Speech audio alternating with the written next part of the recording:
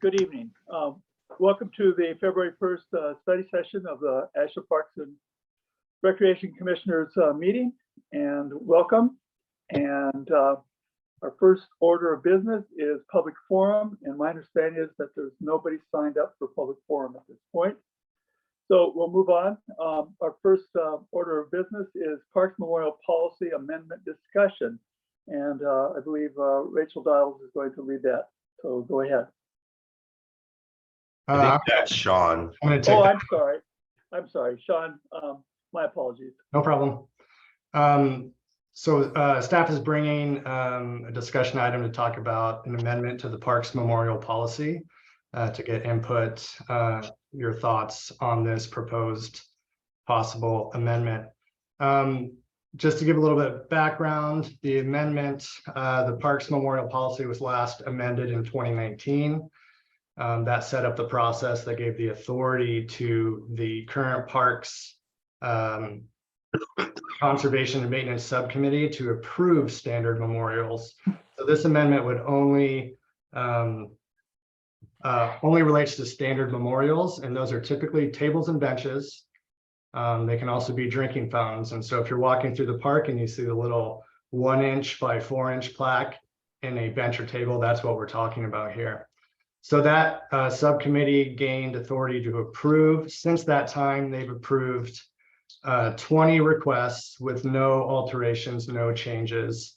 That program has brought in over $20,000. The donation amount is set to recoup 100% of the cost of refinishing the amenity, installing the amenity, including staff time and materials. And on top of that, there is an additional donation that is utilized for general parks maintenance. So if a table that doesn't have a memorial on it has reached the end of its life, we can use those funds to improve those amenities. So the amendment that's being discussed would transfer the authority to approve the standard memorials from the subcommittee to the director, to essentially streamline the process, to make it so we don't have to call a subcommittee meeting. And because these are standard, we have guidelines. As long as we follow those guidelines, the program has been working as it was designed to do. Additionally, the policy would call for any approved standard memorials would be brought to commissioners, say on a consent agenda. So there still would be a report back to commissioners. And additionally, it would allow for, if the director were to deny a request, that applicant could then go to the commissioners for appeal. And then it also, at the request of a subcommittee member, includes language in there that allows the commissioner at their or the director at their discretion to forward request to commissioners instead of making a decision. And that is it in a nutshell. Commissioner Eldridge. You said 20 were approved by the subcommittee. I assume none were rejected. No alterations, no need for any changes whatsoever. Okay, thanks. Commissioner Lewis. As a member of the subcommittee, I know we were pretty lenient on exceptions, and I've always kind of maintained that that's what policies are all about. You allow room for exceptions, and then we would send it to the full commission, just like this last one we did, which was an exceptional exception, as we probably all agree. And so the Seroptimists were another one that seemed pretty exceptional. And so maybe we were a bit lenient, but I always want to default to the full commission. So I don't know that it would be my job to reject it. I think Sean has done an excellent job at lining up what the parameters are. And so people come in understanding, well, maybe you can't do that, but you can do this, give them options. So I think it's worked out amazingly, really, we've gotten a lot of accoutrements in the park system and then they get to memorialize a certain amount. So the original intent was not to make the park a memorial, but it's a small part of that, I think, is what this policy represents. I think this policy was a great move in giving people direction and has worked pretty well for everybody. Yes, go ahead, Sean. And just to clarify, the Seroptimist Memorial and the memorial that commissioners saw last month with the Redwood bench, those are what we refer to, or what the policy refers to as non-standard memorials. Those will always go to the commissioners for approval. What we're talking about are benches and tables with the standard small plaques. Yes, go ahead, Commissioner Bachman. I think you're frozen.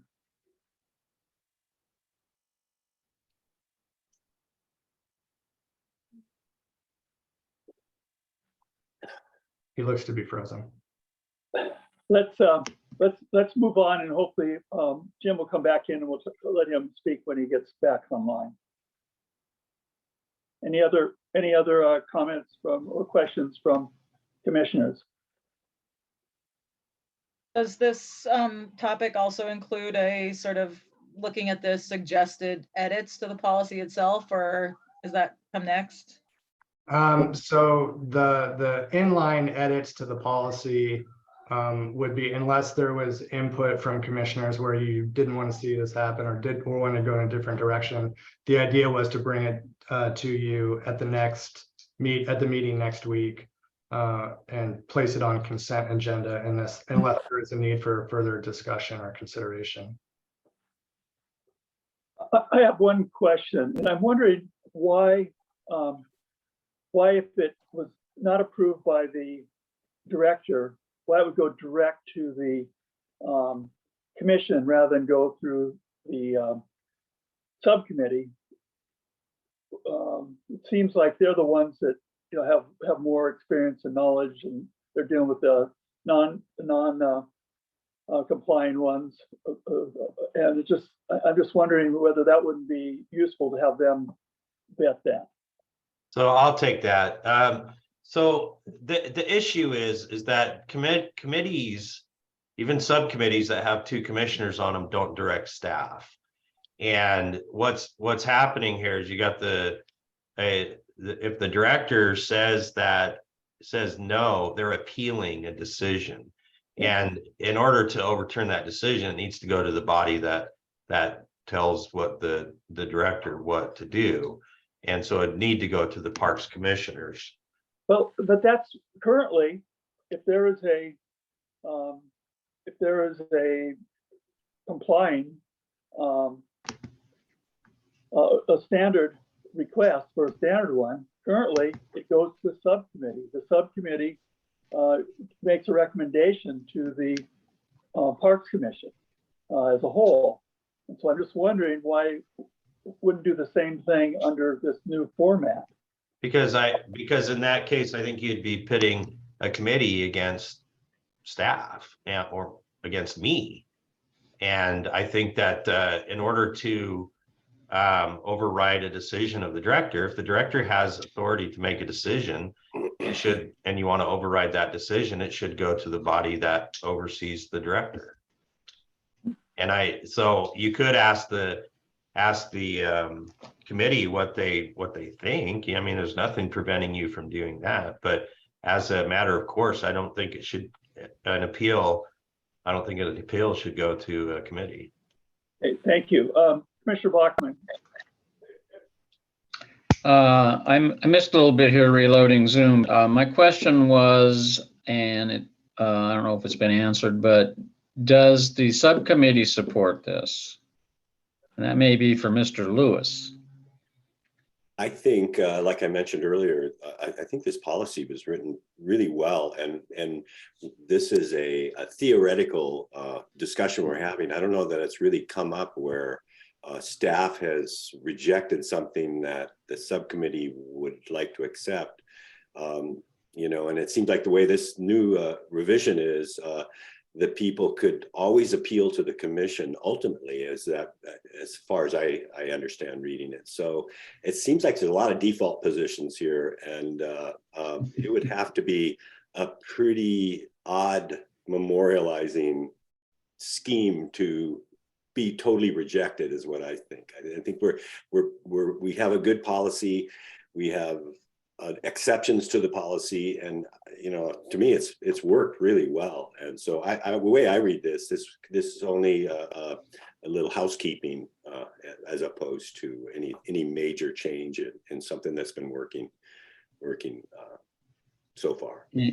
Yeah, just if I can just have a follow on. I guess my question is about process, and I'm just wondering if this could be framed as the subcommittee making a recommendation to the full commission that this be the new policy.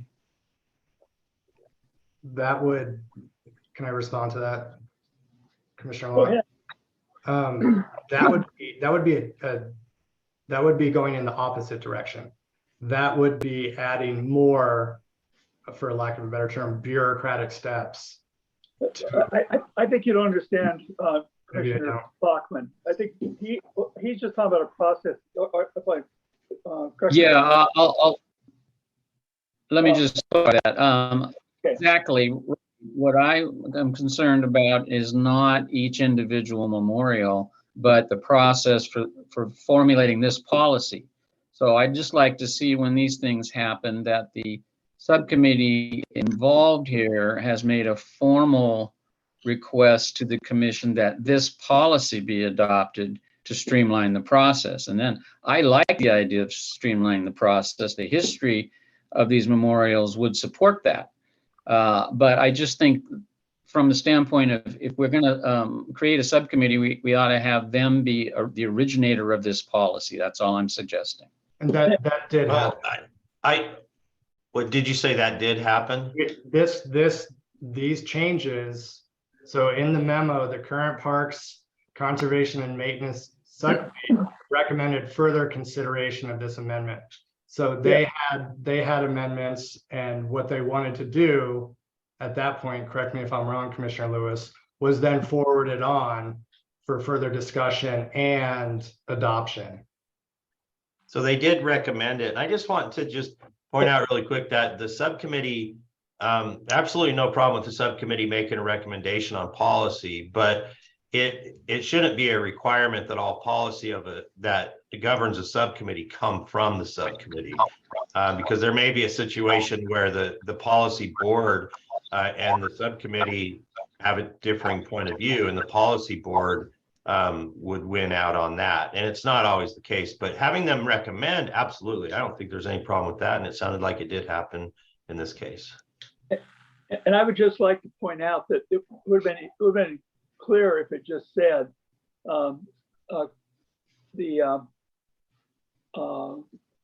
said exactly that the subcommittee recommended this, because it doesn't say that. It implies and infers it, but it'd be nice if it just said boom.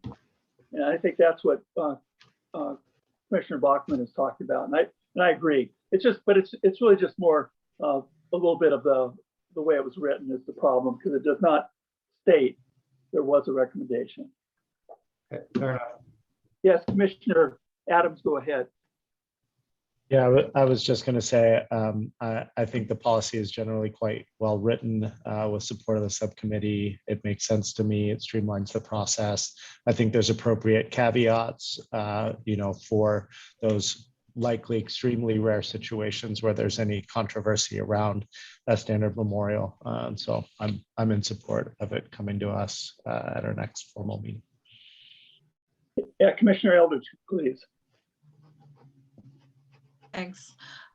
I'm not sure that it matters much, but within section 6, the application process, parties involved, I guess item 3 is subcommittee, and it listed.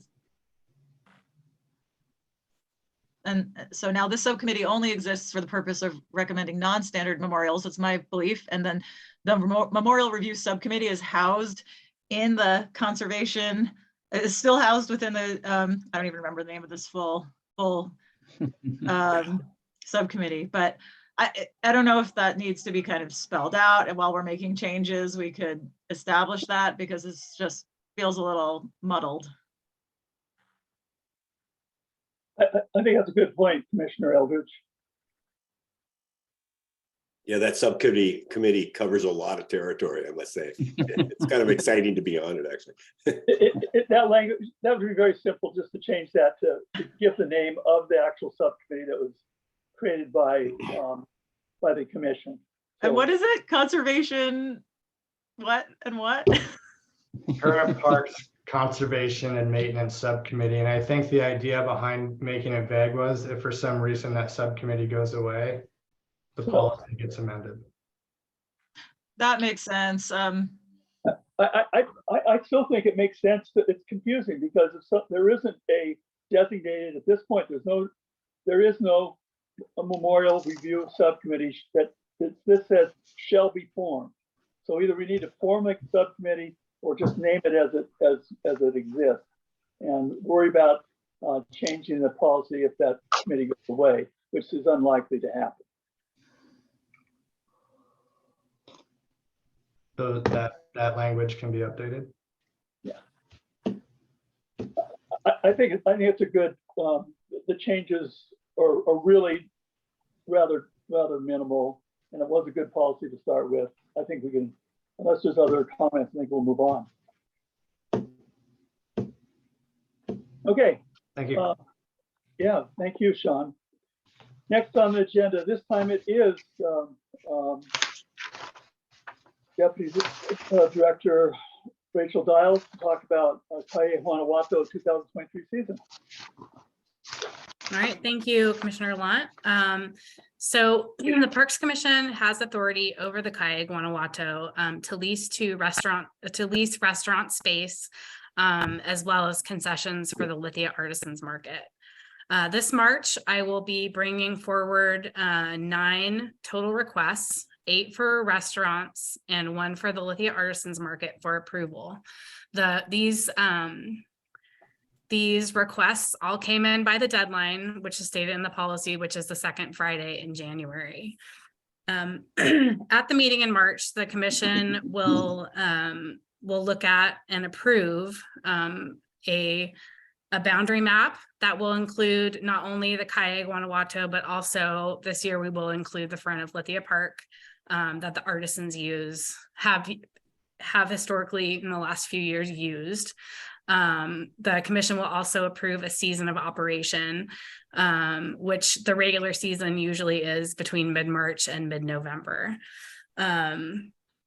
At that same meeting, there is a potential for a second off-season that the commission can approve, which this current year that we're in, the commission did approve a season of mid-November through early March for restaurants.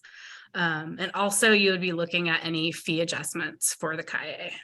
The Kaye policy currently does state that the commission has to approve the seating agreements by February 28th.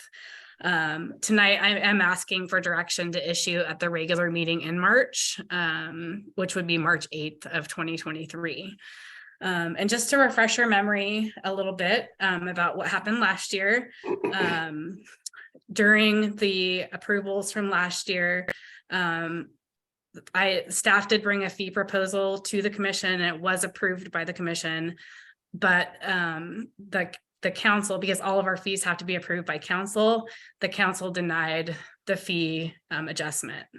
I would like to have a discussion tonight about direction on fees based on the proposal from last year. And the other thing that the commission did earlier in 2022 is they extended the season for a handful of restaurants that wanted to use time during the off season, and the restaurants just paid the regular rate instead of a discounted rate. So I'm going to pull up. Excuse me, they paid that regular rate because the fee schedule was not approved. Correct. And that approval would have reduced the fees for that time. You're correct. So I'm going to pull up the Can we just do a little, Oh, yeah. can we just do a little bit of an explanation here about fee schedules? Mhm. Just for Commissioner Adams and anybody else who might be listening who's not familiar. The city of Ashland, just like every city in the state or any political subdivision of the state, is required to have a consolidated fee schedule adopted by in this case, the city council. And that's, I mean, there's a number of reasons for that, but one of the reasons is so that it's very clear and consistent how much citizens get charged for certain services, to ensure that there's equity in all of the fees and many other reasons as well. But to be consistent and fair is probably the main reason, and to be transparent. So right now it's required that the city council ratify any fees that the parks commissioners come up with. And in the past, that's really all it was a ratification of the fees that the parks commissioners had approved. This was the first time that we know of where the city council had actually denied a fee increase, and did so in violation of the memorandum of understanding between the city and the Ashland Parks and Recreation Commission. And you know, these things were brought up and everything, but there wasn't an appetite at the time to go back and review this again. So the only choice we had at the time was to charge the current fees that were adopted by the city council, the fees that were adopted last year or whenever they were adopted, before we asked, or the ones that were in effect. And so that turned out to be a little bit more money for the off season than what we were proposing, which was a little bit of an issue, but we really didn't have much of a choice there. So that's just a little bit of background on consolidated fees and why we could only charge what was on the fee schedule, and we didn't have a chance to lower the fee. Thank you, Director Black. I just wanted to share my screen and show you the proposal from last year that was approved. Can you all see that? Okay. Is this different from what was in the packet? No, it's not. I just wanted to bring it up on the screen. And so our current fees, And when you say approved by the commissioners, approved by the commission, not by the council. The fees that are in red are currently on, that says current fee, the $8 and the $9.50 and the $5.50 and the $7. Those were all previously approved by both the Parks Commission and the council. The 7% increase for the 8-month and 9.5 month, that was proposed to the Parks Commission and approved, but not approved by council. So this just gives you an idea of what the commission considered from last year, as well as below where you notice we were, for the off season, because of the weather, we were going to decrease the fees for the off season, which was between mid-November and early March.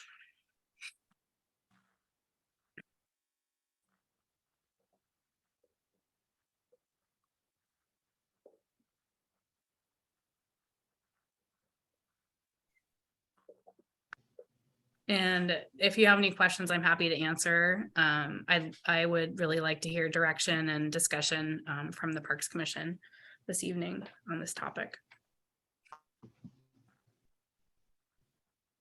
Can you take that off so we can see everybody? Oh. Yes, Leslie, go ahead. Or Commissioner Eldridge. Okay, so the I now my memory is bad. Can you put it right back on? I'm sorry that you have, I think you have an example there of the largest square footage used by and so that's an example of what the one-time fee would be for the on-season for the restaurant that uses the most square feet, correct? Correct. Okay, and then I just have a follow-up question, kind of unrelated. My understanding is that a representative of the artisans, at least last year, was supportive and felt that this particular increase was reasonable and still like a very affordable price for the use of the space. Can you maybe elaborate on that or confirm? That is correct. And In bringing forward these fees, I did not only work with the artisan manager, but also ran, these numbers by the restaurants as well. So everyone, the groups were all in agreement on what the charges would be. So really, as staff, I got the feedback ahead of time, and everyone was noticed about the potential for the fee increases. Yes, Commissioner Bachman. Yeah, excuse me, a follow-up on what Commissioner Eldridge was just talking about. In general, have we ever gotten negative feedback from the vendors, say in the history of the program? It seems to me that they've always been happy. I could be wrong about that. And almost, has there ever been any problem, and do they view this as a bargain? But historically, we put together, the commission put together a group to look at the Kaye Guanajuato, the current commercial use policy. And the committee itself could not come to an agreement on certain aspects of the policy, which included proximity to space, historical precedents in space. And I believe there has been disagreements as well about fees and things like that. Commissioner Lant, do you recall? Oh, or yeah. Commissioner Lewis? Yeah, we definitely have had objections, but here's the deal. Any businessman or woman is going to want to pay as little as possible. And so just because there's objections, that doesn't have anything necessarily to do with reality. And I guess I'd like to follow that a little further in that right now, the fees that we're charging are not really close to market value. And that's really problematic from my standpoint, because at that point, we're subsidizing this group of restaurateurs, whereas we're not subsidizing ones in other parts of town. So we're giving them an advantage. If we were a private entity, there's no way we'd be charging these rates. They're too low.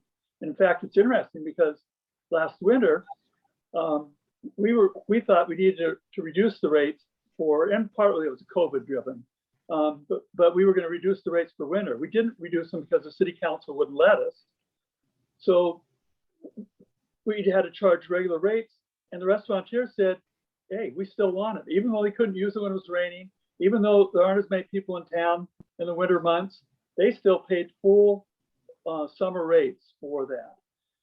And so talking about, can we do 7% raise? It's just kind of isn't really the point. The point is, right now we're losing money on this, and that's because we're charging way below market value.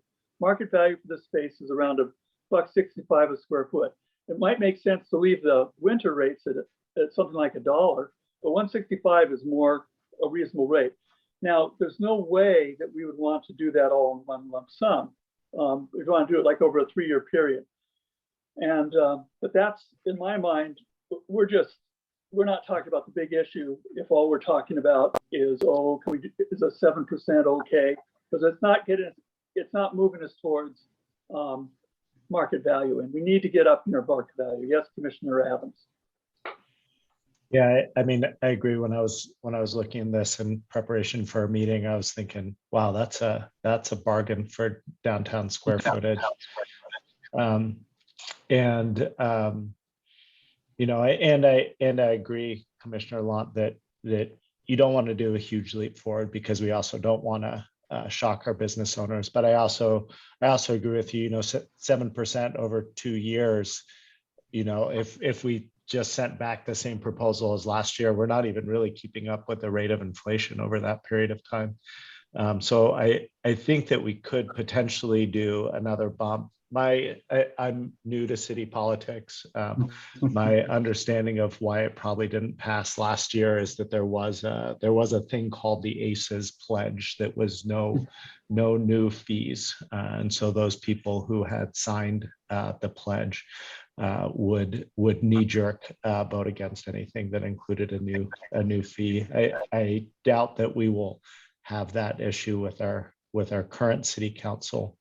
And so I think finding something reasonable, and I agree that it could be more than 7%, would be something that our current council would be in favor of. Commissioner Lewis. Yeah, you need to take your mute off.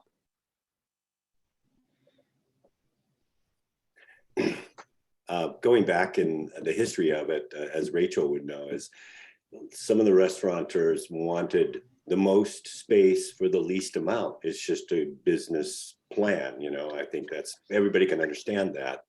But COVID changed all that. I mean, COVID, all of a sudden they realized their indoor space is tainted in some ways. And so the outdoor space became hugely valuable. And what I liked about our body, and once again, policy and exceptions, the flexibility that we came up with, I thought was excellent, because we understood their problem and we wanted to help them in whatever way we could. And I agree with Commissioner Adams. We have a more reasonable council now, is the way I see it. So now we still want to do what we think is right and send it to the council, but I think we'll have a better ear at the council level, is my hope. And so it's not going to be worth what bricks and mortar is. So we shouldn't get too carried away. This is outdoor seating. It has its issues, but it's also, everybody who walked through the restaurant at one point when I was at one of them, they asked about the seating. Of course, I want to sit by the creek. You know, I mean, who wouldn't on a nice day? It's such a wonderful spot to enjoy a lunch or a dinner. So we spent a lot of money to make it highly presentable and actually a really wonderful space compared to an old alley, which is back in the 80s or so. It wasn't much of an area, but we've transformed this into a really sought after space. So I think it's just a matter of, once again, we write good policy, and Rachel had to juggle with every restaurateur, which I must say, thank you for that, Rachel, because there was times when it was herding cats. And so we kind of pulled that off and got a policy, got people behind it. And then the pandemic totally changed it. So now we're totally behind the curve. I'd agree. How do we get it back up to speed and get into a point where we can get it kind of even, and then work on moving towards more market value. But market value, you know, good luck on market value. You have to find comparables and things like that. I don't know that there are any, and you know what they pay for the inside seating is one thing. And so it's a great amenity for the restaurants, I think. And the market people have always thanked us profusely about giving them a space to do what they do. And they've always been behind the whole system, and they're thrilled with it. And you know, getting space along Winburn Way is you can understand, if you were trying to sell stuff, what a wonderful spot to have. So you know, I think the policy works out where we can continue that, but the flexibility on our policies once again came to the forefront, where we're can-do group who wants to have solutions. So I see this as, this should happen pretty quickly whenever we can get it to a vote, and move on, and then see when we can readjust. So that's my take. Thank you. I just want to come back and close on this is kind of where I was taking my thinking. You guys are filling in between the lines on all that. I think I'm solidly behind the market rate is probably a very difficult amount to set, but I think we're way under market, and I'd like to see a 3-year program to bring revenues up. We shouldn't be losing money on this at the very least, and that's just a statement that when we should be recouping our costs. The other thing is just a personal experience where back when I was an avocado grower, I worked farmers markets. And the fees that I paid were a very small fixed fee to have a stall, and that was a percentage of my sales. Now that, I don't know how that, and it was it was honor system. So that seemed fair to those of us who were bringing our stuff halfway across San Diego, and that we wouldn't be charged some fixed amount if we had a bad day. So that's just another thought, not in this year, but some other year where there's some of that built into the fee schedule. That's all I have. I fully support asking for more.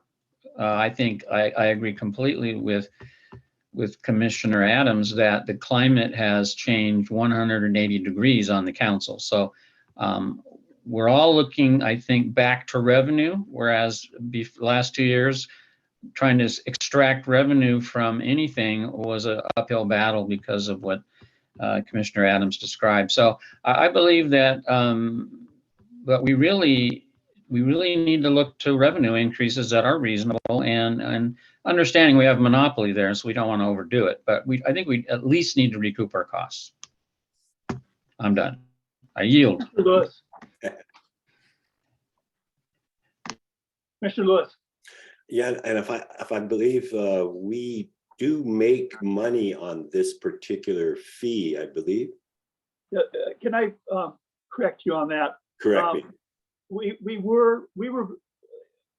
It was thought that we were making money on it, but then when the staff did a more thorough look at the cost, they determined that that was not correct, and that we do not make money on this. And that's what I'm getting at is, hey, we're losing money on something that's really it's a business transaction, and that's problematic.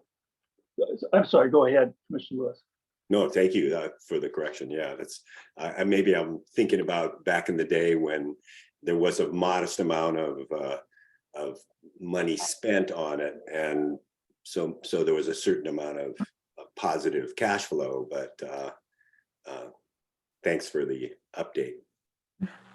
Go ahead, Rachel. Yeah, I just to piggyback on what Commissioner Lant was just saying, I think as we've gotten more savvy with our cost recovery models and programs, and since we have gone through this cost recovery model most recently during COVID, I think that was kind of like, oh, wow, the model that we were using before, the one we have right now is true real costs, and we were not covering all of our costs. So it's important to look at this, and I think that moving forward with our fees and charges in general, our project team has been meeting again, and we're looking at, as we move forward into the next biennium, to bring a fee schedule to the commission that accounts for a certain percentage, at least to kind of start catching us up.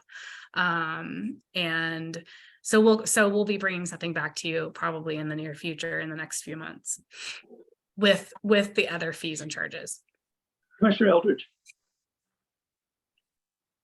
Find my unmute.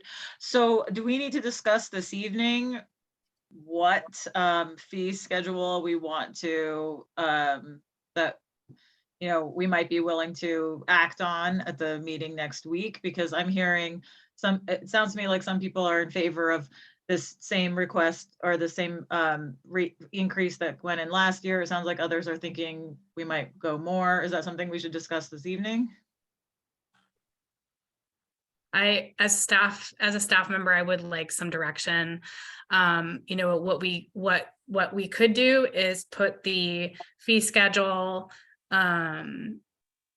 from that was presented and approved last year by the commission into effect, but take out the decrease in fees, and then set up a 3-year schedule to bring back, or 2 more year schedule to bring back to the commission at the next meeting in March.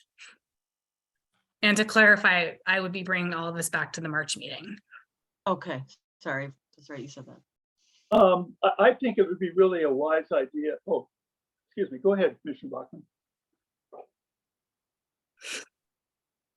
I would support taking last year's schedule and increasing it for this year's proposal by a reasonable amount, because we have just had an inflationary period.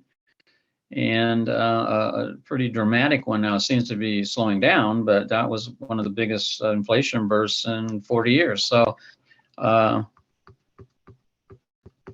costs are going up. I think we need to cover them. So I think we should take last year, which was frozen, and increase it by the amount. Take the last year, the amount that was denied, and then build one more year on top of that for this year. So I might be being a little more aggressive here with that, but that's where my position would be at this point. Let's get back what we didn't get last year. And, you know, it's just because business is picking up, everybody's doing better, and we have inflationary costs like everybody else that we need to cover. Yes, Deputy Director Dial. What I could do is one of the things that we looked at last year in bringing the fee schedule to you was the consumer price index, the CPIW, consumer price index for the West Coast. And we could look at that for this current year and then bring a proposal back that's kind of based on that. That probably will take into account more of an increase. I don't think that really does it. These rates are the same rates we've had for 4 years. It should, if you do the CPI, you need to do it for the last 4 years if you're going to get us even, you know, otherwise it's kind of pointless. But the other thing I'm going to keep emphasizing here is if we're working with if we're just working with inflation rate, that doesn't really deal with the structural problem, which is we are very under. We're charging way below market value right now, and we're losing money. And if all we do is just increase it by, look at inflation, increase it by that, we're never going to catch up. The way to catch up is to set a goal of, say, okay, I think it should be over 3 years. And maybe you do 10% a year for 3 years. Maybe you do 15% a year for 3 years. Maybe you do 20% for 3 years. But that's what's going to catch us up. If we don't do something like that, we're never going to catch up. And we'll just always be under market value. I could also bring back in March what it would look like to increase 10%, to increase 15%, to increase 20% over the next 3 years. And then the commission could take a look at that and see, and also, you know, look at what the CPIW is as well, to give you some information to make an informed decision. Yes, Commissioner Eldridge. When I worked with the Tuition Advisory Council with SOU, I mean, this may sound silly, but we often worked with, you know, this is 9% feels much better than 10, and 19% feels much better than 20. And I know it's optics, but I honestly feel like it's something in human psychology that I would recommend doing personally. Oh, and I do want to point out that it's very likely that we're going to have 5 or 6 very irate constituents here that are going to come to us, but that's to be expected. Go ahead, Commissioner Eldridge. Yeah, I guess just to follow up, and I hear and I definitely respect what everyone's saying. I would feel more comfortable recommending a 7 to 9% increase over the annually for the next 3 years and keep it in single digits, just because it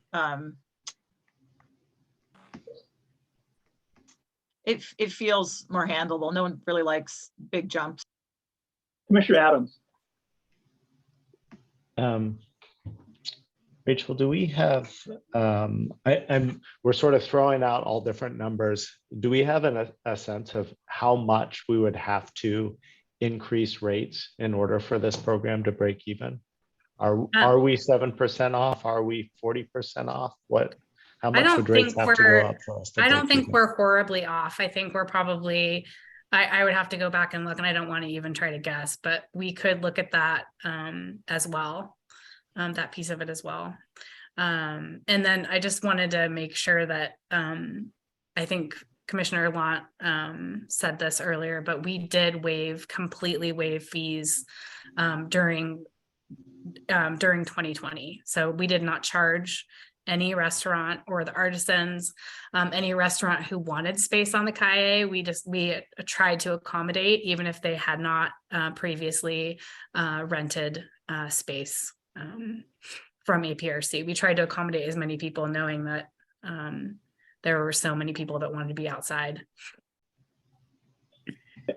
And I want to argue a little further about the value of that outdoor space, and that is that if you rent it for the summer period and you are paying full market value, which I would maintain somewhere around $1.65 a square foot, that means that you are not paying in the winter. So whereas if you at your indoor space, you're paying that square footage, whether you close for the month of January, whether you don't have hardly anybody come in the door, you still pay for all that space.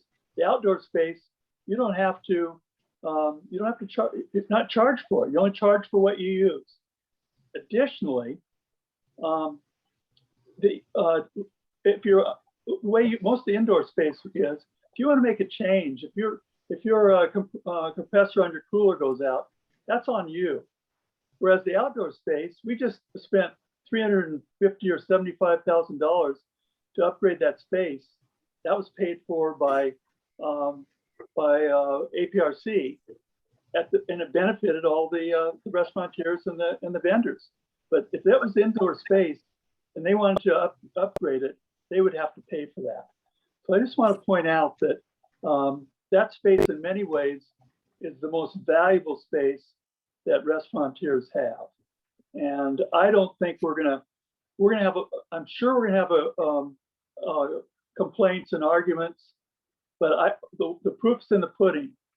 I don't think anyone was going to say, no, we don't want the space, because even at $165 a square foot per month, it's still a really good value for the restaurateurs. Oh, another piece, Rachel, I'd like you to look at is right now, what we charge the lithium artisans market for the weekend vendor space, it doesn't necessarily make sense. If you look at what we charge for the full week for restaurants per square foot, and look at what we charge just for the Monday through Friday. If you subtract those, that's way less than what the vendors pay. So it seems like we may be overcharging the vendors in relationship to what we charge the restaurateurs. So I think we should look at that too. Now, from my perspective, all that means is we may not have to raise their rates. They're happy with the rates the way they are now, so we're not going to decrease them. But we may not want to increase them in the numbers fairness. I just would like you to look at that. Okay.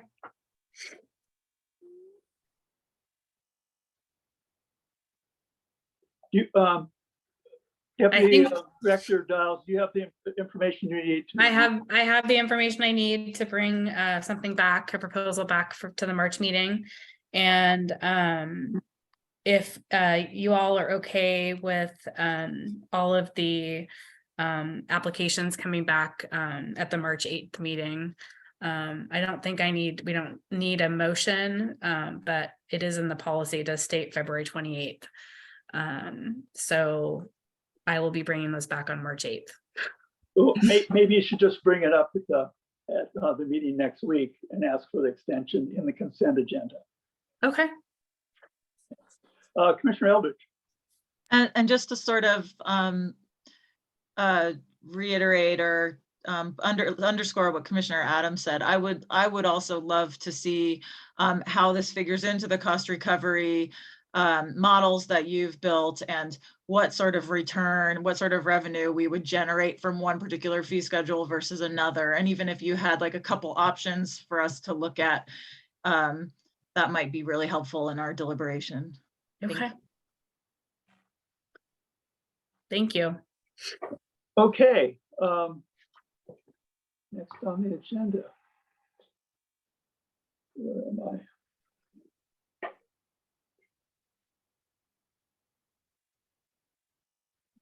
Okay, Mid-Lithia Park improvements. I think this is Director Black. Go ahead. Yeah, so I'm going to show you a couple pictures really quick, and I wanted to explain a couple of things. The reason why I'm bringing this to you today has to do with some improvements that are needed across from the pickleball courts. And I'm going to share my screen here real quick. So you're probably familiar with these stairs here, and can you see those okay? No? Can you see anything? Got it. There we go. It's there now. Okay, so this is a live image. Just kidding. This is not a live image because it's not daytime anymore, and this tree is no longer there. This, I believe it's an oak, fell down in one of the storms that we were just talking about right before the meeting. And luckily, well, I don't know if it's lucky or not, but it fell to the north, and it did pop up some of the sidewalk and probably loosen some of these stones. But these stones really didn't need a lot of help to begin with to be loose. They've been sitting around this area for a long time, and they are round river rock stones that were built, and they're very nice, look good, but unfortunately they don't meet any standards as far as climbing stairs go. Several years ago, we added a handrail to help people out, but it doesn't change the fact that these are not good steps. They do not provide a solid footing for people, and the rocks do come loose. And with the tree falling, it's become necessary for us to do some concrete work here anyways. So I'm going to be moving forward and replacing these stairs. But the ADA part that comes into it, and there are ADA standards for stairs as well, and we'll follow those standards with railings and landings and things like that. But the main thing I wanted to show you is an idea for a future opportunity that we may have that I'd like to put out there for people to understand that there is a possibility for some ADA improvements in this area. And I need to share my screen again for a different shot.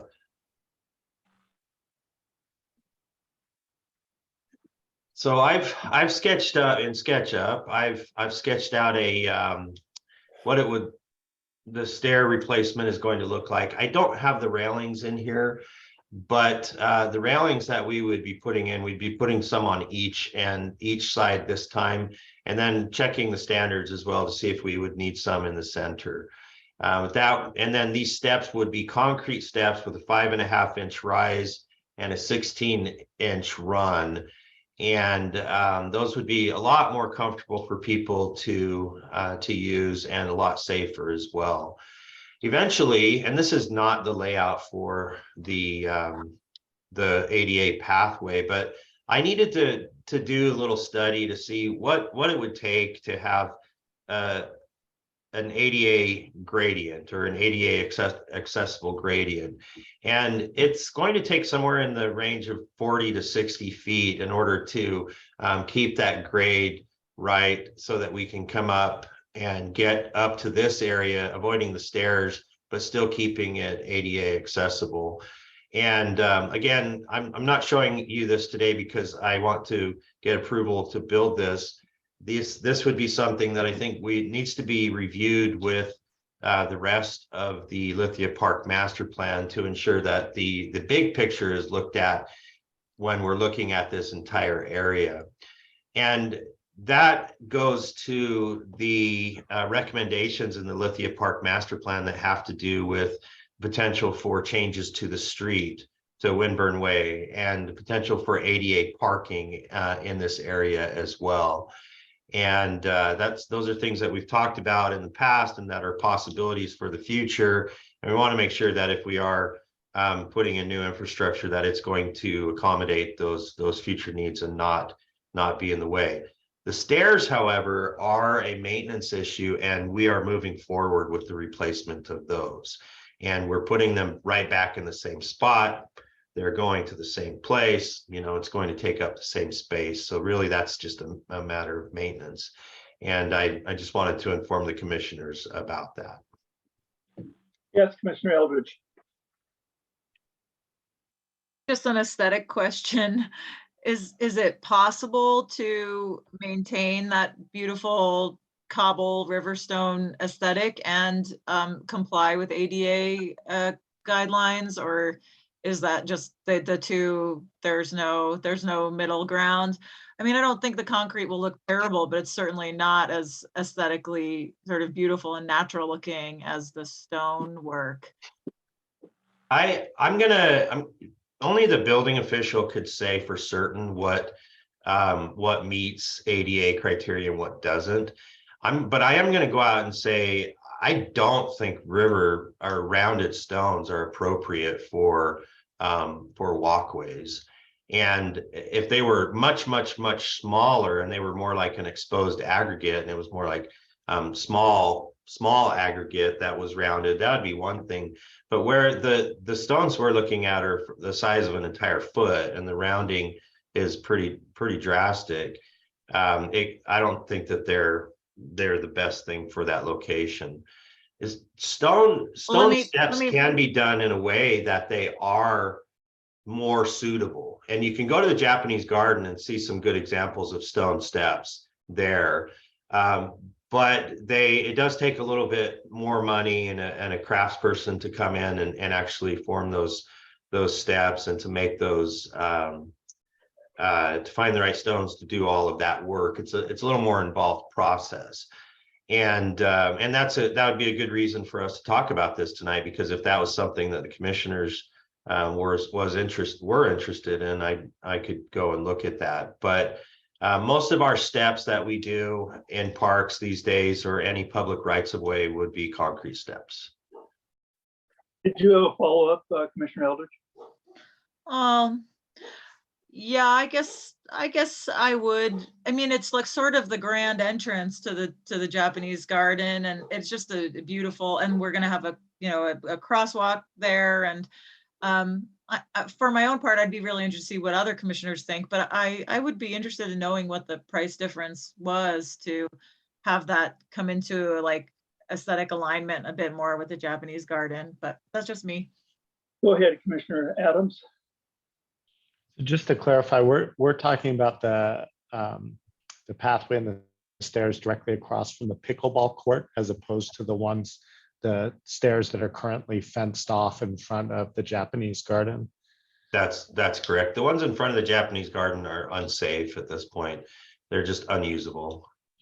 And what is, when we're thinking about a larger aesthetic vision for that whole area, those two staircases are what, probably 150 yards, 200 yards apart. What's the plan for the stairs in front of the Japanese garden? I don't know. You tell me. Okay. So, I mean, just to give New you guy, remember, I still get to say that for at least 9 more months. So, those steps will never be made safe again. If they're not going to be replaced, then they're only there because they're historic and something to look at. The plan at this point, there is no plan at this point to do anything except for if you go up to the top, the walkway on the top, there's a landscaped barrier between the steps and the sidewalk now. We're going to establish a landscape barrier on the bottom as well, and potentially have a small bamboo fence there, but it's not, those chain link fences need to go away, and they will potentially be an attractive set of stairs for people to use going forward. And we don't believe that we can stop people from using them unless they're completely blocked off the way we have them now. So that's, I'm not saying what's going to happen with the stairs going forward. I'm telling you some of the challenges we have and why a decision will likely need to be made with the stairs in the next little bit, actually, probably with the master plan. Commissioner Lewis, if you just give me just a second. Sure. I want to point out that the Japanese garden was designed with the assumption that there would not be stairs there. Aesthetically, it makes no sense to have those steps there. That's not how the garden is set up. Go ahead, Commissioner Lewis. It's true. I think what we're kind of avoiding is the ultimate solution is having some ADA parking and rampage to get to the garden, because we've left that as an addendum to the garden and something we want to clean up later. Well, it seems like this is the perfect time to clean that up. And I look at some things, we can talk about the fountain. The fountain's kind of a relic, if you go to Rome looks like a mess at some places because there's broken stones and columns falling down everywhere, but I don't know there'd be a cleanup campaign to do that. So you look at, I guess I kind of agree with Commissioner Eldridge's, they're quaint and cute, and it's part of the history of the park.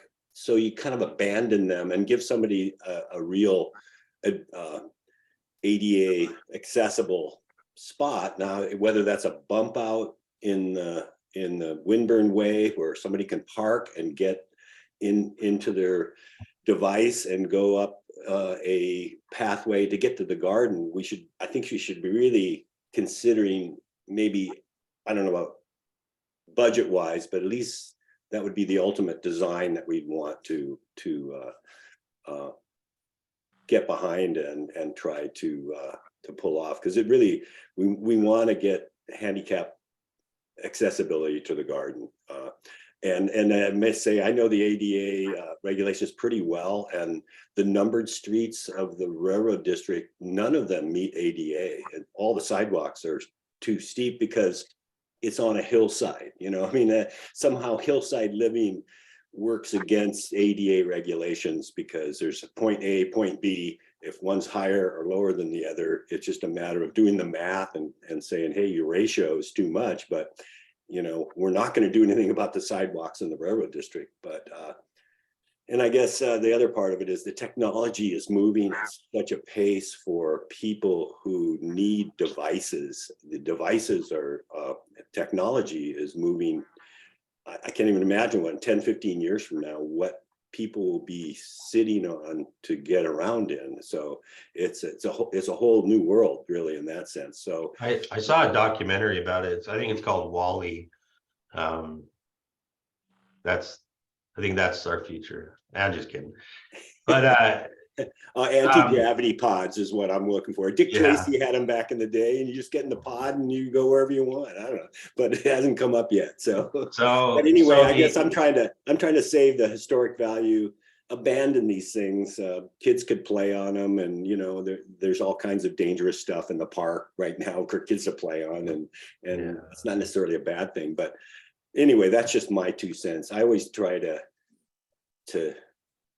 maintain some of the history, but obviously some things had to go away. I think the pickleball courts, that little step was a problem, and maybe I wanted to linger on those stones, but hey, I gave up on those things and said, they had to go, and so but these I think Commissioner Eldridge had an idea, maybe try to abandon them, get an appropriate spot. It seems like the grade on the downhill of Windburn is slightly less than on the, say, if you're facing from the pickleball courts, the right side is an easier grade than if you go to the left side of those. Yeah, and that's a good reason why we need to make sure we're looking at the bigger picture, because that downhill side is most likely the best place for ADA parking as well. And so if you like, and you understand that, well, if you'd like, I can find out what it would cost and to make sure through the building official that we could actually even meet any kind of standards for steps made out of stone, which I'm sure we can. But it would be a completely different kind of stone like you see in the Japanese garden if we went that direction. Aesthetically, it would actually look very good. Yeah. I think that it is possible to use granite stone for those steps. I believe it would be many times more expensive. You'd have to cut the stones.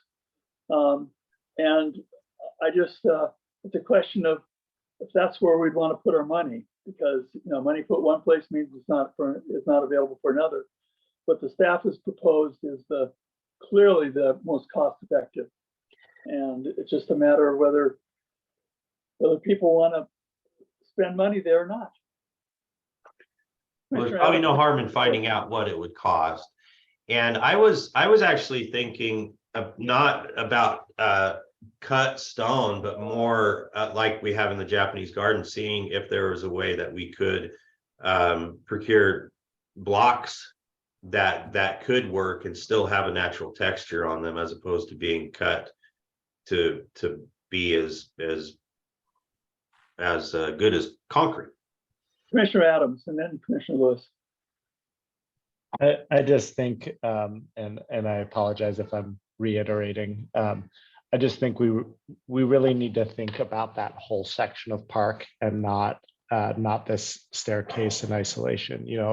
If we're thinking, especially looking at a 40 to 60 foot cement ramp, that we're actually thinking about the idea of if you have somebody who's using an assistive device, does the creation of that ramp actually give them access to the Japanese garden? And then are they going to be able to access the garden in general? We've just spent a whole lot of very generously donated money to make a truly spectacular garden, and it behooves us as commissioners to consider that. What we're talking about is the access to that garden, and to think about the overall aesthetics and the overall plan for access in that area. Commissioner Lewis.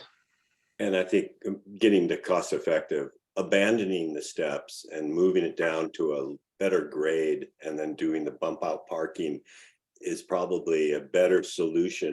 And just leave those steps there. You don't have to demolish. When we were in construction, it costs money to destroy, and then you always have to destroy before you create. So there was always this deficit. You had to come in to tear things apart, and that costs money to tear it apart. And then you have to rebuild it to whatever the plans are. So abandonment could be cost effective in that way. And like I say, if the grade's slightly better on the right-hand side, that just is working in our direction of having less steps. And I agree, concrete steps are the most cost effective, and they're probably the best. And as far as maybe not aesthetically, but as far as for ergonomically. So and then get the ramp down there where it's less of a distance to get to the garden, and then have a bump out parking. It seems like we want to have a full plan. At least talk about that. So if we're going to abandon those steps, I have a maintenance issue that I need to take care of. So something has to happen with the walkway, and we need to fix the walkway. And I just don't like the idea of fixing something that's fixing it in its broken state. Its broken state are these steps. And then having to come in and replace all this concrete up here and not fix the steps at the same time is problematic for me. But I do see the logic in a lot of what is going on here and what you're talking about, especially the aesthetic. And the other thing is the accessibility issue, because my goal would have been to have a crosswalk at this location. But it's at such an angle that I don't believe it would meet any standards for a crosswalk, because from the pickleball courts over to the steps, it's too elongated. So moving the steps up to this area up here would actually make more sense to me if we were getting rid of the steps, and if it wasn't determined that they need to be in the same place, I would prefer to actually move them up to here anyways. Although, Michael, again, I think this all of a sudden this requires more. I know.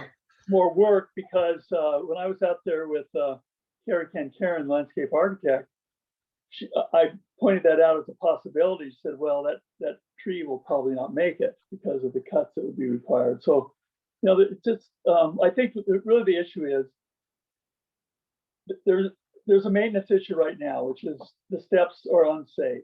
So either we just live with that, which is one possibility, or we do what staff was recommending doing, which is just replace the steps. And I think I can get in there and replace the steps and put in a railing without spending so much money that you couldn't tear them out in the future. And you know, if we did make a change in the future. That's not planning. Well, it's not good planning to let something sit there that is dangerous either. So I mean, we have to do something.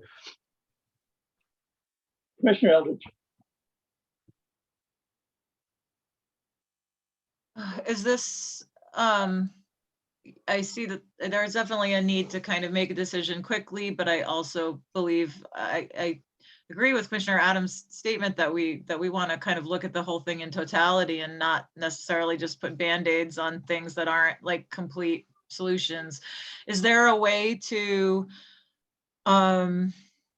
get a subcommittee or a working group of the Lithia Park master plan, and maybe Carrie can to sort of accelerate this process to come up with a proposal that we could review that would, along with potential costs?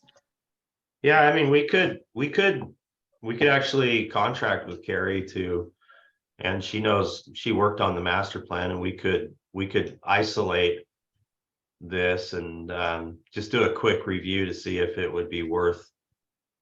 I need to think about it a little bit, but I do think we could do that. We have steps that have been there for 100 years. We can probably give them a few more weeks while we figure out a plan. So. It might be more than a few weeks though, because again, we want to make sure that it fits in with the whole plan, the master plan. So I'm not sure that that's really possible. Well,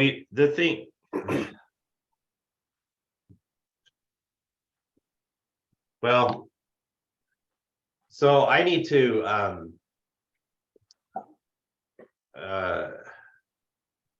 there's nothing wrong with concrete steps, first of all. Go ahead. Yeah, Commissioner Adams. You know, so when we're thinking about that obviously a process to figure out what we're going to do in that whole area takes longer. And acknowledging everything you're saying about the sort of historical problems with the steps that have been there for 100 years. Is there so you were using the metaphor of the Band-Aid, Commissioner Eldridge, and I would say that actually a Band-Aid would be just repairing the cement in the steps as they are now, making sure that the stone, you know, putting epoxy so that the stones aren't falling out, so that they are functional as they've been for the last 100 years, which is to say, not up to standard, not what we want for the next 100 years, but that a stone's not going to pop out and have a kid fall on their face in the next 3 months while we're working to approve the master plan. Is there a bandage, a cheap bandage that we can do while we're trying to figure out that if we're tearing it out and redoing it, we may as well do it right and once?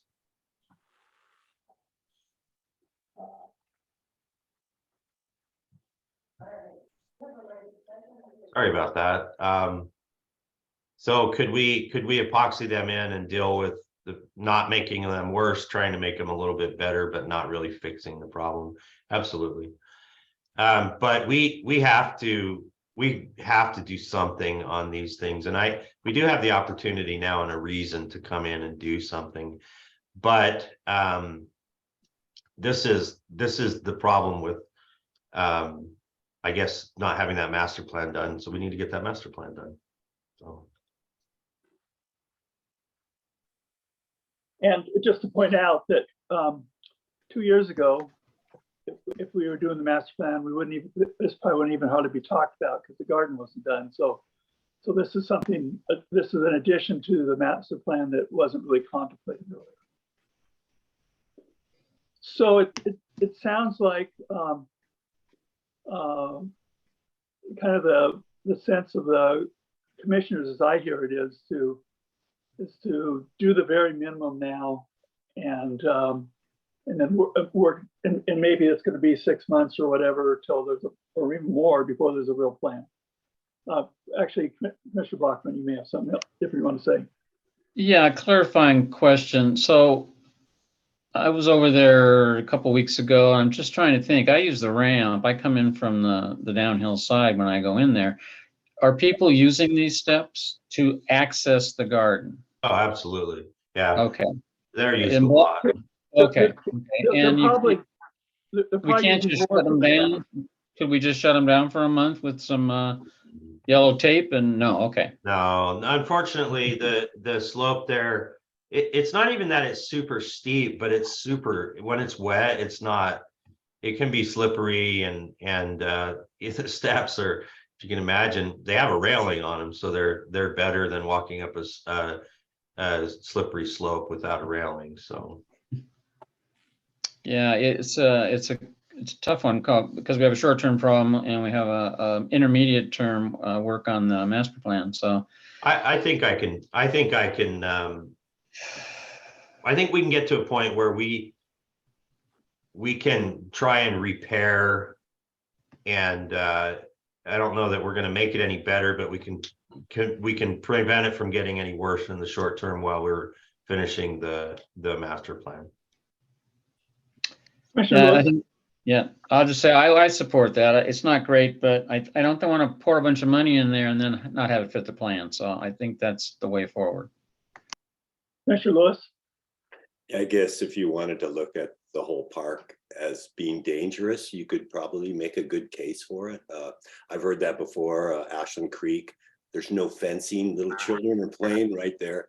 I mean, you know, I have an imagination, and I could think of all kinds of bad things can happen, but then you have to like stake a flag. And then, so getting back to Commissioner Adams, master plan for me is the full deal. It's the whole design. It's how we're going to have ADA accessibility, work it out logically, get whoever we need to help through this process. And you know, it always amazes me how complicated some things look. They look simple from the distance, but when you start picking them apart, they get really complicated. And this is a perfect example of planning. And you know, it's so it needs more discussion. And so if there's a master plan, the master plan should involve the master planning. So that's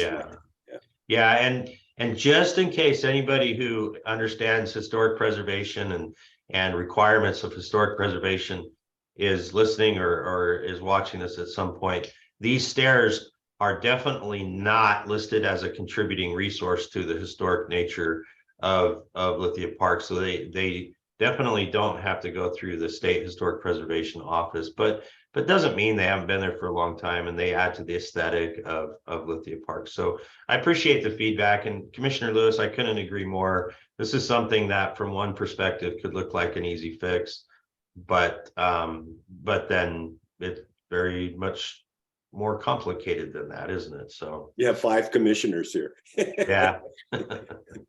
Yeah. Okay, I think staff has good direction here, so we're going to move on.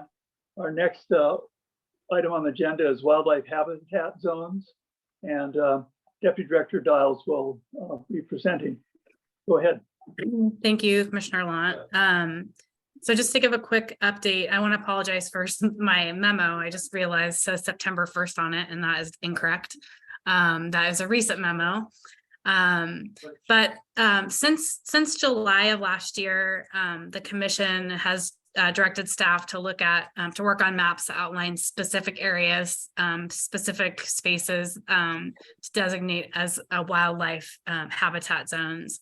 There was discussion that that this approach may educate people and give them a little bit more pause as to why, you know, certain rules are in place and what activities can have negative impacts on the wildlife. So the last time we discussed this was in September, and I presented maps for North Mountain Park, for Riverwalk and Ashland Pond.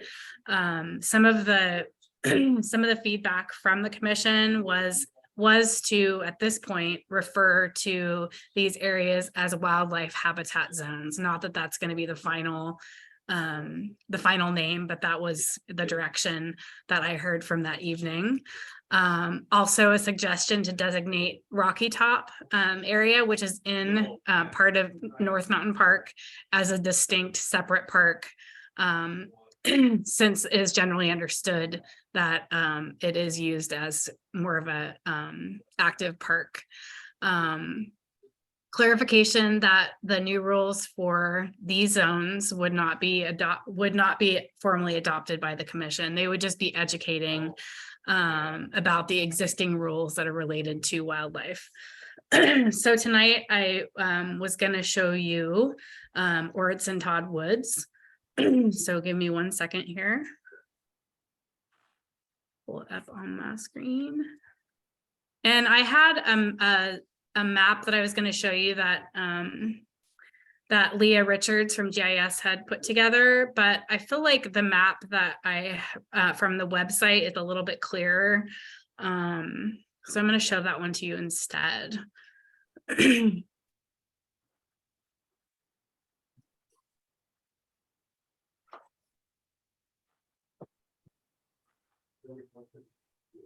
Can you all see that? Yes. Okay. So let me make my screen a little bit bigger. So here's Orts and Todd Woods right here on the right hand side, and as you can see, there is the entrance off of Park Street here that goes into Siskiyou Mountain Park and then into Orodson. And then you have the other entrance here on the on the far right of the screen that is off of Tolman Creek and Lupine and Green Meadows. So there's a parking area there. So from what I understand, there is signage in the area on Lupine Drive, but there's also some signage coming in off of Park Street as well.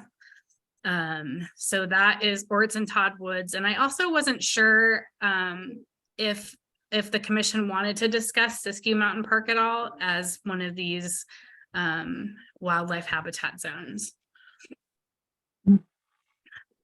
Well, there certainly is a logic since it's a Pacific fisher habitat. Mm-hmm. Mm-hmm.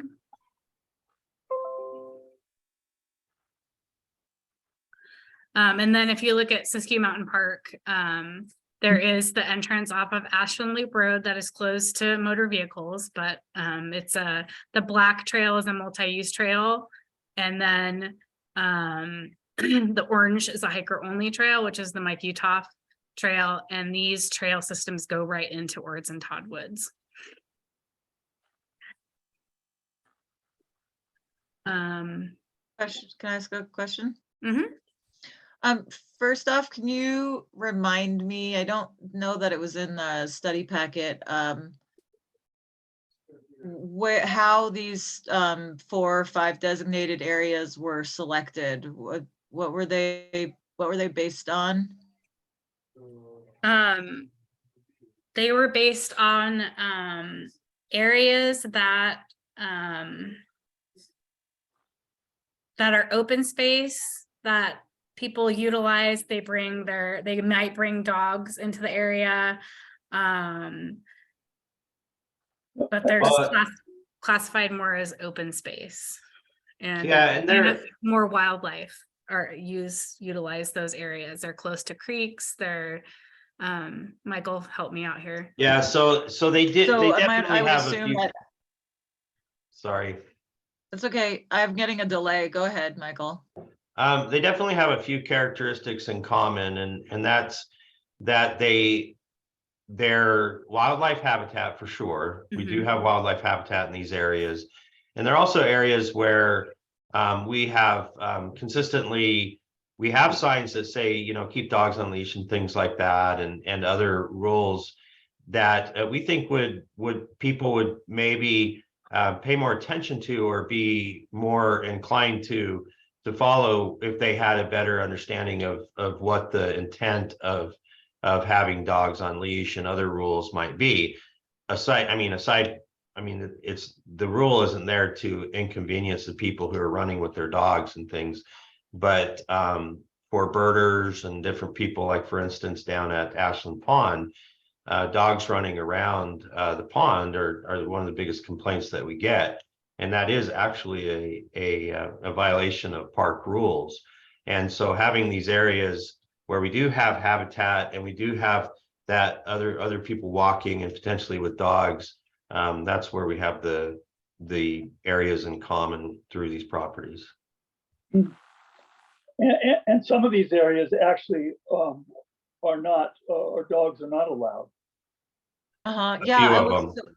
So Ashland Pond, I think there's probably good data to show that it's incredibly dense bird habitat. Is the same Riverwalk? Because I just haven't seen any sort of data about Riverwalk, and so I assume because it's a riparian zone. And then slightly different situation with Ords and Todd, Ski Mountain Park. And then what was the last one? Missing one. Oh, North Mountain Park, right? North Mountain Park. Yeah. And it's mostly around leash laws to try to educate people to keep dogs on leashes. I mean, that's definitely part of it, but I think the idea is just to be more I guess to help people understand the reasons why we have those laws, those rules, and to help if people are inherently good, then they inherently want to follow the rules. And a lot of times they're not informed or they don't understand why the rules are in place. And we think that this would help with that. If I could also say too, I think one of the things that we've tried to do with the dog signs in different areas in different parks is also educating people on like nesting birds and things like that.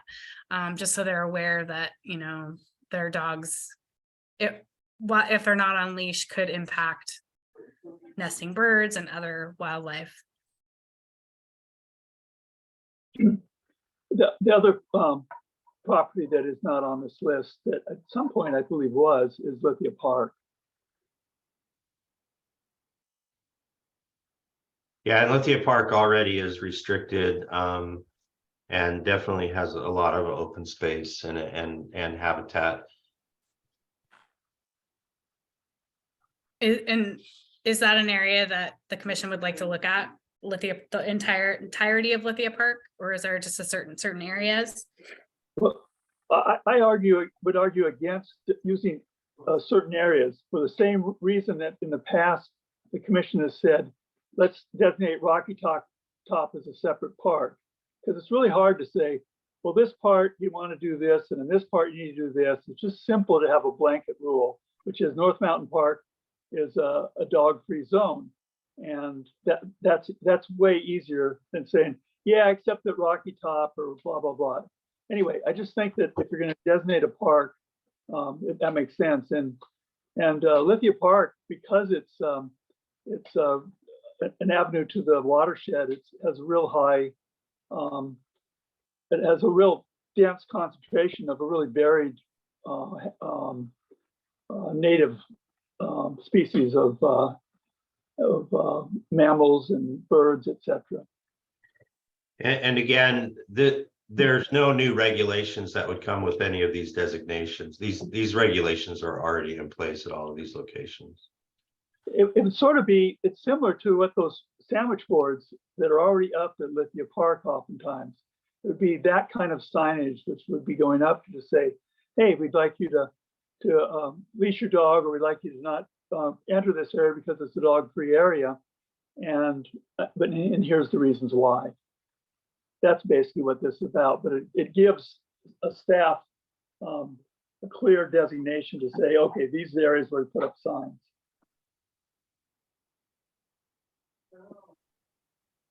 Yeah, maybe, sorry, you know, the private landowners on the TID that put up their wildlife sanctuary sign and blocked off access for large portions of the TID. It may just be that really left a bad taste in my mouth.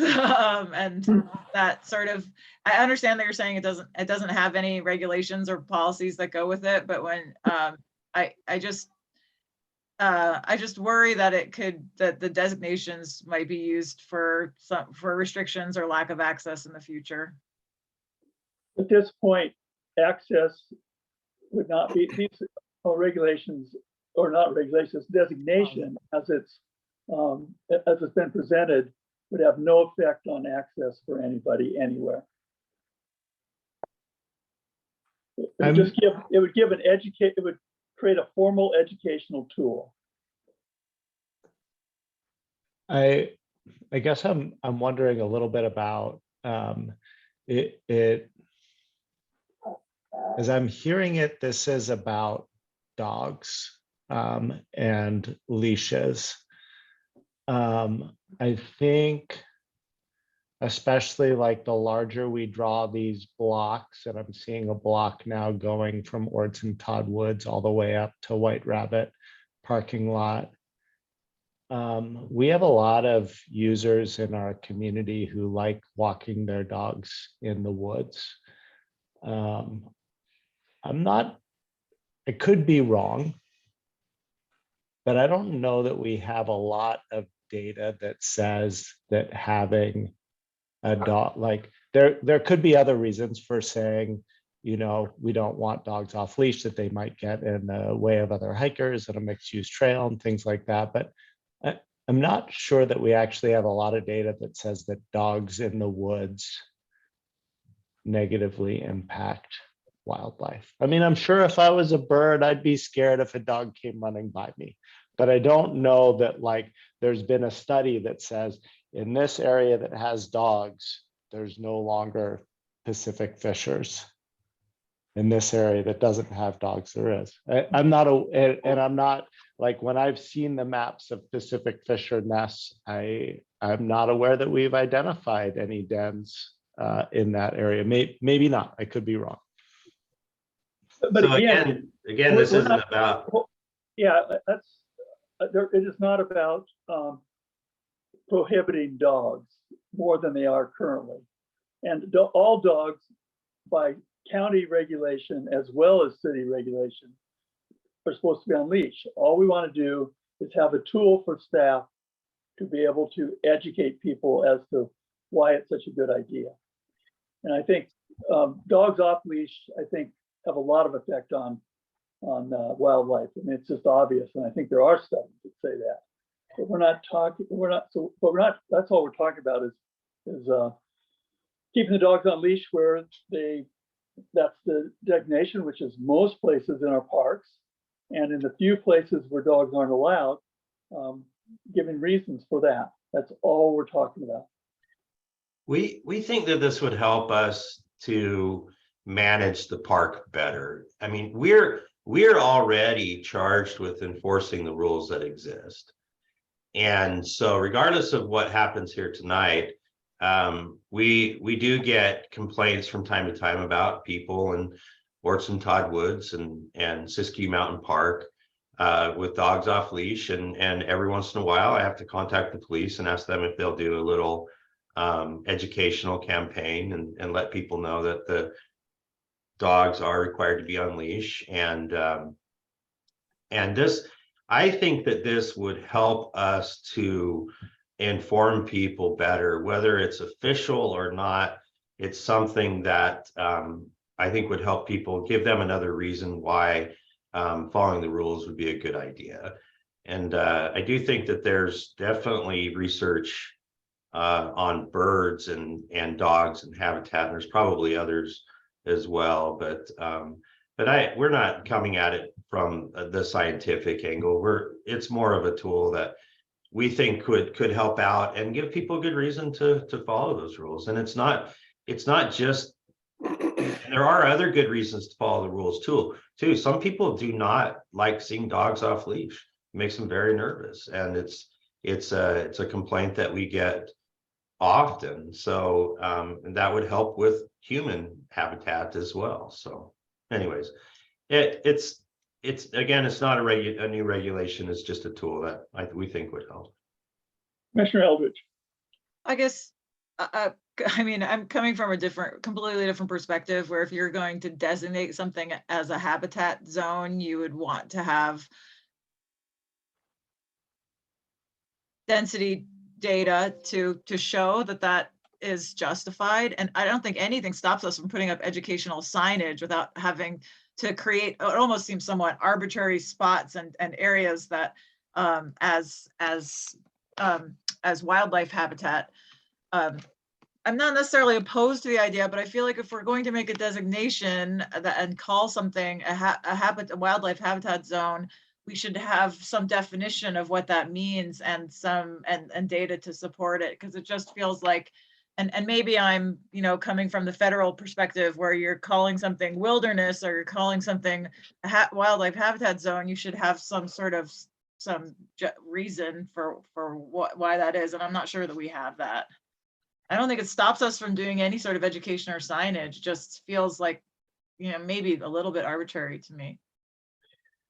I think it is arbitrary, but I think that's okay. What I would say is I've used that sort of incorrectly, which in Lithia Park, probably hundreds of times, where when I find, or in other parks where dogs are allowed, but in Lithia Park, just say, hey, you probably weren't aware of this, but this is a wildlife habitat zone or wildlife sanctuary, whatever I call it. And that's why dogs aren't allowed here. And that's basically what the sandwich signs say. And when you bring it up that way, I found an incredibly positive response.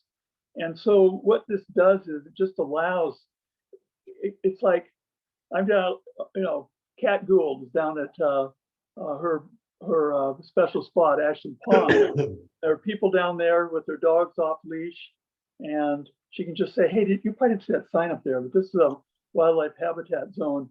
And it's really important the dogs be on the leash, as you can see, as that sign explains.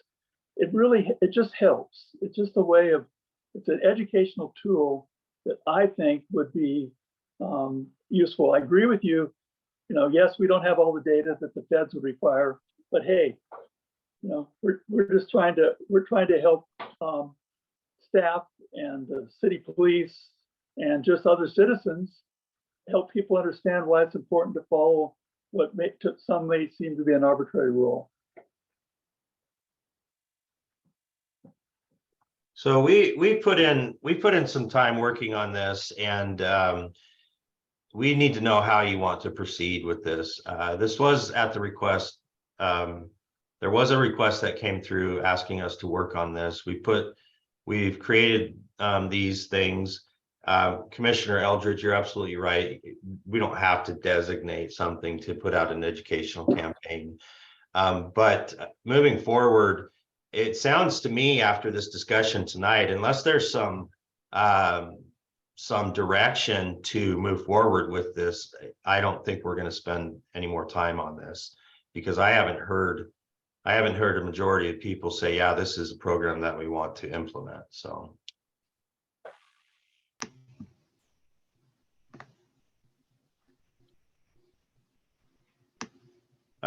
Commissioner. Oh, yeah, Commissioner Bachman, sorry. No problem. I'm solidly behind the idea. I'm an educator. I'm behind the idea of putting out signs that point out sensitivities in the area and the reasons behind rules is always an excellent thing. I guess we could, but I'm also hearing Commissioner Eldridge, and with regard to having, you know, criteria for establishing, say, a specific zone. So I think if we just stay away from the zone, now we have zones like we have a riparian habitat along on the creek, that's different. But where we don't already consider that some special environmental zone, then there's no reason to take an informal way of labeling that. So I think if we avoid that, then I definitely would like to see a program of rolling out, you know, not not a very sophisticated one, sandwich boards or whatever, that encourage people to do the right thing. So I think that's a worthwhile endeavor. So that's my part of the direction. Mr. Lewis. Uh, I'm a big fan of education, and I think if it's appropriate, maybe too much signage could be a problem, but good quality signage. We were working with in the Plaques Memorials with the Audubon and the Dipper. I learned so much about the Dipper and that I didn't know, and I'd seen him occasionally. And so to me, I realized the value of education. And before a lot of you were in town, the Upper Duck Pond was full of fowl. It was just overwhelming. Everybody brought their kid and their bread, and it became septic almost because the bread sank to the bottom.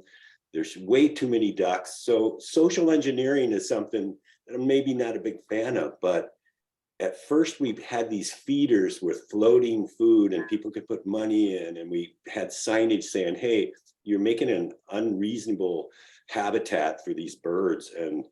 And actually the bird situation went away. The feeders went away. That was a era that it was, to me, it was a big victory. And the signage is probably still there as far as, hey, don't feed the ducks. The ducks, they're beautiful, and they're, nothing like a wood duck. That's an incredible design. And so we kind of want some of that, but we don't want a habitat that's overwhelming. And it worked. I don't know. It seemed like you can hope and you can educate, and it isn't always going to work, but it does. There are some victories. So I kind of like this direction, but as Director Black said, if you're working a lot of time on this and it seems frustrating that you're not getting the traction, and there's a lot of people talk, maybe the semantics of it, of what you call it or what you don't call it. But to me, it's just about educating the people about enjoying the park and not upsetting it. And I think however we do that, maybe that's not my specialty, but I think we have people who do care. And I think Ashland Pond is one of those situations where you have incredible habitat there, natural habitat, and then you got the domesticated dog issue. I'm personally not a dog person, so nothing worse than bringing a dog on a nature hike. I don't know, is it just me?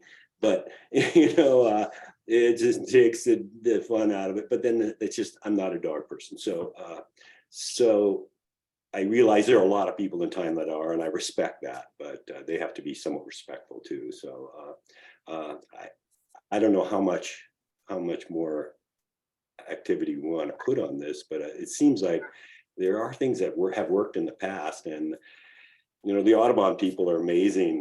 They really, not necessarily a bird person, but after listening to them, you see the passion and the caring about birds. And the golf course, not to bring up the golf course, but there's some amazing habitat at the golf course. And it's a golf course, but it has the Savannah oaks. I mean, it's just, in some ways, it's a really special place, not just to hit a little round ball around, but just to take a walk. And so there's so much habitat in our community, and we're so lucky to have it. But it's just a little social engineering, and give it a try, but don't expect too much.